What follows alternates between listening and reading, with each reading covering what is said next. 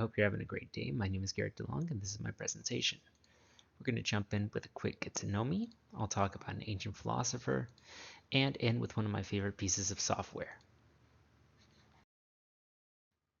This picture was at the faculty party last semester. I'm over there on the right with my moss shirt. They're my favorite insect.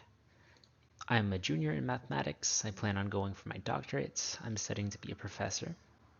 I'm also an undergraduate teaching assistant, so you can find me in the math gym usually. I tutored Calc 1 last semester, and this next semester I'll be going to Calc 3. I'm also doing math ed research over the summer under Dr. Gertz and Dr. Prasad. I'm having a wonderful time working with them. I play acoustic guitar, mainly rock, and I also like to crochet. Here's a bee I did a few months ago. So here's one of my favorite stories, Hippasus of Metapontum. He was a member of the cult of Pythagoras.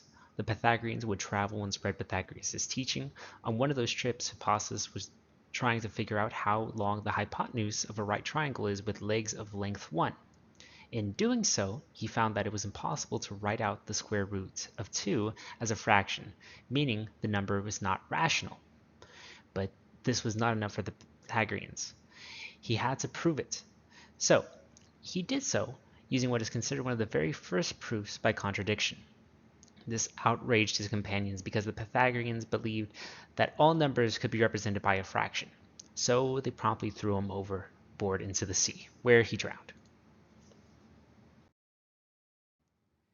Moving on, let's talk about Desmos. I'm sure a lot of you are familiar with Desmos. For those of you who aren't, it is a graphing calculator and also sometimes an activity.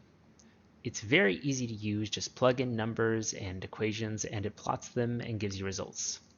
And best of all, it's free. It can also be used for other things than math. They hold art competitions every now and then. It can also be pushed to its extremes. Here, they model orbits, which becomes even more impressive when you realize Desmos is only a two-dimensional calculator. That's all I have for you today. Thank you for taking the time to watch my presentation. Have a good one.